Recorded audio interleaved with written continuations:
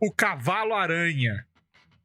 E agora vocês vão ficar, na cabeça de vocês vai ficar a música Cavalo-Aranha, Cavalo-Aranha. Eu fiquei assim, quando Eu passei o dia com essa música na cabeça. Cavalo-Aranha, Cavalo. Cara, o Cavalo-Aranha é da mesma origem do Duck Bunny, tá? É uma... Antigamente a Wizards of the Coast tinha uma revista, acho que ainda tem, na verdade, uma revista chamada Dragon, que era uma revista de conteúdo oficial. Tecnicamente, tudo que era colocado na revista era considerado canônico. Sei lá, era submetido às regras, não sei qual é a lógica, mas enfim. E aí tem uma edição de 1998 que trouxe vários animais, várias criaturas pro D&D, na época pro AD&D, né, 98, que eram bestas híbridas. Então tinha o Duck Bunny, tinha a Tartaruga Libélula, tinha o Tatu Elefante e tinha o Cavalo-Aranha. O Cavalo-Aranha, segundo explicava o lore, é um cruzamento entre um cavalo e uma aranha gigante. E é só isso, assim, ele não dá trabalho e tal pra explicar. Eles falam que é um cruzamento, eu presumo que seja um cruzamento mágico. Eu não acho que seja, tipo, na natureza um cavalo e uma aranha gigante se curtem. Não acho que seja isso, acho que é um negócio que acontece a partir de um mago, né? Tanto é que ele para todos os efeitos, ele é uma mula, né? Um cavalo-aranha é uma criatura estéril. Portanto, não acontece de um cavalo-aranha depositar milhares de ovinhos de pequenos cavalos-aranha. Plural, inclusive, é cavalos-aranha. Tá, trazendo essa informação para você. Eles não botam ovinhos, eles são estéreis.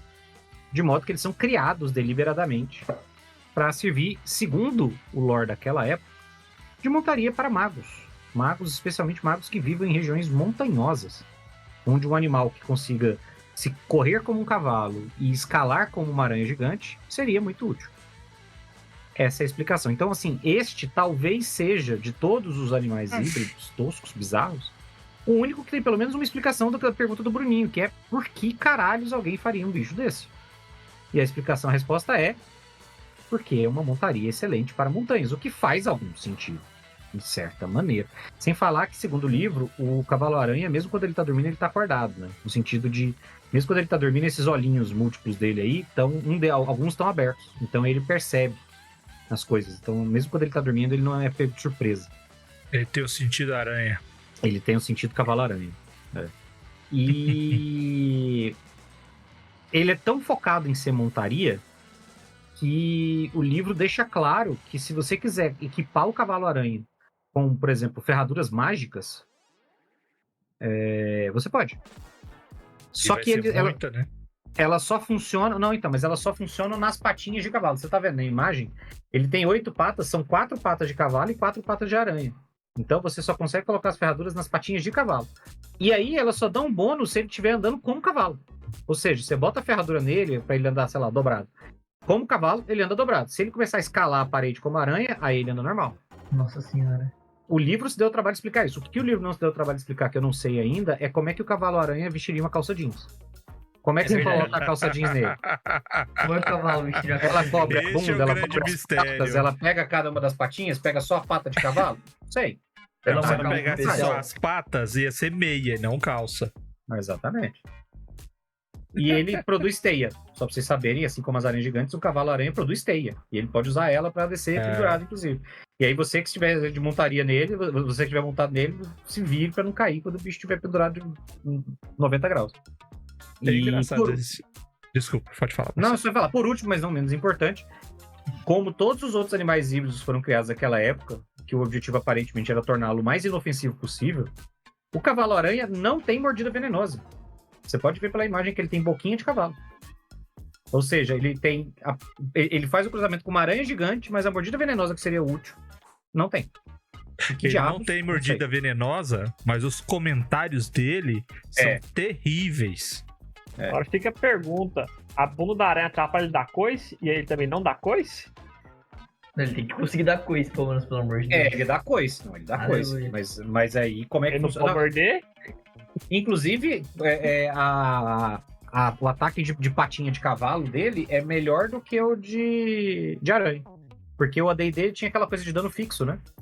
E aí o ataque de patinha dava 4 de dano. E o patinho de cavalo. Patinho de aranha dá só 3. É interessante esse tipo de criatura, porque, igual a gente falou, ela pode ser usada para dar uma caracterização aí pro cenário. Apesar de ele realmente ser muito estranho e muito mais fácil pro mago ter jogado umas ferraduras que gruda na parede, em vez de fazer um bicho desse, né? Vamos falar assim, você consegue... artífice, né? Você consegue ainda usar no Eras, no sistema Eras, existe essas criaturas diferentonas, assim, mescladas, mistas, são chamadas de abstração. Então o mago, um religioso, né, um clérigo, um druida, eles podem criar abstrações como se fossem itens mágicos. E elas são criaturas únicas, elas não se reproduzem. E existem várias possibilidades. Aí eu cheguei a ver essa... Depois que a gente fez esse Monstros Ridículos do Duck Bunny, eu pensei assim, cara, eu não tinha colocado isso no Eras, né? Vou colocar. E eu criei as regras de fabricação. Então qualquer mago, qualquer religioso, qualquer druida, qualquer conjurador pode criar. Só que aí tem as limitações, né? Tem as limitações que são somente criaturas naturais que podem ser usadas. Elas vão ter uma ou duas características acima das criaturas base. E elas vão ser sempre fiéis ao criador delas. Ou a quem ele dá a criatura. Se não, elas vão pro mundo e vão ficar selvagens e hostis para qualquer um que chegar. Aí seria até a explicação de ter um urso coruja, por exemplo. Por que ele é brabeira? Por quê? Porque ele foi criado, o mestre dele já morreu, ele tá na natureza e aí vai ser o fulo da vida. Qualquer um que encontrar, ele vai querer destroçar, arregaçar, cortar no meio e se regozijar diante ao corpo perecido de seu inimigo falecido.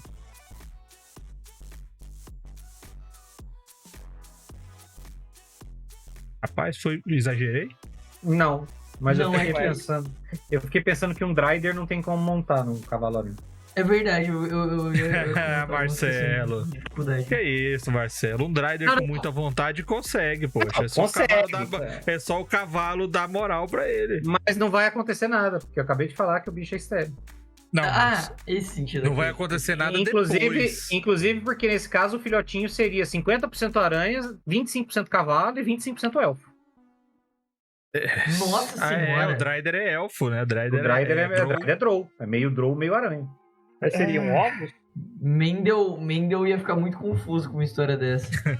Cara, essa é uma boa pergunta. Essa é uma boa pergunta pra você botar na prova de ensino médio, hein, molecada. É lá no Enem. Se um Drider tivesse um relacionamento sexual, e aí é tipo pegadinha de vestibular. Um cavalo-aranha. Qual seria a composição genética da espécie? Aí é tipo pegadinha. O moleque tem que escrever, não haveria descendentes, pois o cavalo... As alternativas seriam nenhuma das anteriores. Exatamente. O cavalo aranha você que tá estudando, estéreo, o cavalo estéreo não é aquele que você ouve com os dois ouvidos, não. O cavalo estéreo com 2 canais. O cavalo estéreo é aquele que não se reproduz, tá? Infértil. Cavalo estéreo. Infértil, é diferente do cavalo mono. Tem o cavalo mono, que é só um canal, e tem o estéreo, que vem pelo menos em 2 canais. Só um segundo. Peraí, desculpa, gente, rapidinho. A Ana tá dizendo que o Mendel diria que não é 25% Drow, mas teria 25% de chance de ser Drow. Cara, a gente não sabe se Drow é gene recessivo ou se é gene dominante. Nós estamos falando do Mendel. Se o Mendel falaria o seguinte: se o cavalo acreditar bastante, o filho dele vai ser Drow. A gente não sabe se Drow é gene recessivo ou gene dominante. Eu acho que é dominante. Pode brigar comigo, biólogos. Eu acho que é dominante, porque o Drow... Filho de Drow com elfo normal é Drow, porra. Drow não é dominante, Drow é recessivo porque ele sempre perde pros elfos. Não, mas aí você tá falando... O cavalo Drow é um pesadelo? Não. Não sei. Não, o cavalo de Drow não.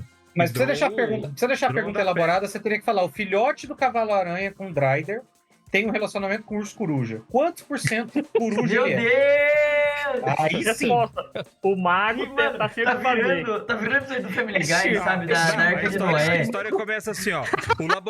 O laboratório do mago ficou com as portas destrancadas. Depois que teve uma orgia de criaturas mistas, Você tem que organizar os herdeiros. A Júlia Quantas Dória novas Aventureira. jaulas o mago deverá construir para abrigar as novas criaturas que nascerão? Aí você tem lá os tipos, entendeu? E Aí outra dá pra coisa, fazer, e se for um Spider Horse com um centauro, ele tem 50% de chance de nascer só cavalo, né? A Ana pediu aqui, ó. Preciso de um episódio sobre genética se for com fantástica. centauro, ó, se Aí for sim. com centauro, se for um Verdade. cavalo-aranha com centauro, pode nascer o Homem-Aranha também. Pode nascer um Homem-Aranha. Nascer Pode um nascer o Homem-Aranha. Spider-Man, ué. Pode, né? pode ser. Caraca, Existe a são chance. boas oportunidades. Pode nascer um cavalo, pode nascer um cavalo, um Homem-Aranha, pode nascer um outro Spider-Horse. Uma aranha e um homem E um cavalo-aranha. centauro, é. E meu um Deus. centauro-aranha. Um centauro Centauro-aranha. homem-cavalo. Meu O cara, Deus. se é metade cavalo, metade de cima é cavalo e metade de baixo é homem. Pergunta: quantos cruzamentos e com quais espécies até ter o Homem-Aranha? Então, foi isso que a gente Caramba. falou, aí depende. É, Um ué. centauro tem 25% de chance. Tem que deixar isso pro laboratório do mago, sabe? Tem que Pera aí, criar um anota episódio aí. que é o laboratório do Azão, mago. O que aconteceu se você misturar isso? Azão, azinha. É que a gente não sabe se o cavalo-aranha, no caso do cavalo-aranha, qual que é o dominante e qual que é o recessivo. A gente não sabe. Putz, verdade. A gente vai ter que Tá descobrir. faltando. A gente não tem informação suficiente, infelizmente. Vai ficar pra próxima. Vai ficar Bom, pro episódio. você- A gente tem que criar um episódio do laboratório do mago. Como criar Você que espécie sempre maluca. veio. Você que Fazer sempre veio o aqui. próximo game, ô Vermelho, o próximo game do É. canal vai ser esse. Genética mágica. Genética fantástica. Deixa eu Deus me botar. livre. Ó, você que vem assistir aqui o Papo de Mestre, sempre é banhado por conhecimento útil, coisas inteligentes. Arcabouço cultural, né? São conhecimentos, ensinamentos que você não encontra em qualquer lugar. Hoje você teve uma amostra do que acontece nas nossas conversas antes da transmissão. É bem assim É isso essa conversa aqui, pra ó. transmissão. Mas o MH falou, ele já teve esse tipo de conversa com os amigos de RPG. Você vê, cara, que Não, é o uma RPG conversa ensina, cara. Amanhã eu vou RPG. encontrar um meu que ele falou de RPG. Eu vou jogar essa pergunta pra ele e eu vou postar nos comentários do YouTube.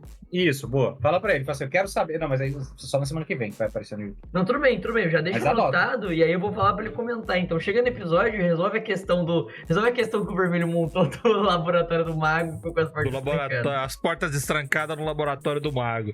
A E, gente ó, nem. a gente- Isso que a gente Fala. nem entrou no detalhe se por acaso foi um Tiflin, um Genasi. Meu Deus. Porque Não, aí o e se por o acaso percentual é um- não é bem Não, claro. sim. inclusive. É um doppelganger que tá se passando por um cavalo-aranha. Tá, agora. A gente já teve o Salada fazendo uma referência antiga, a gente já teve uma discussão extremamente longa sobre o assunto nada a ver com as calças. O bingo do Papo de Mestre tá indo bem. Eu vou fazer a cartela de mim. Daqui a pouco já faz na diagonal. hein? Tem que ter o Baal falando de Warhammer, só que o Baal não veio. É, No início do Papo de Mestre, eu falei que o Jovelino veio pra causar discórdia. Sim. Ele já criticou minha criatura preferida, já falou do mime, e ele traz pra nós mais polêmica. Eu sou.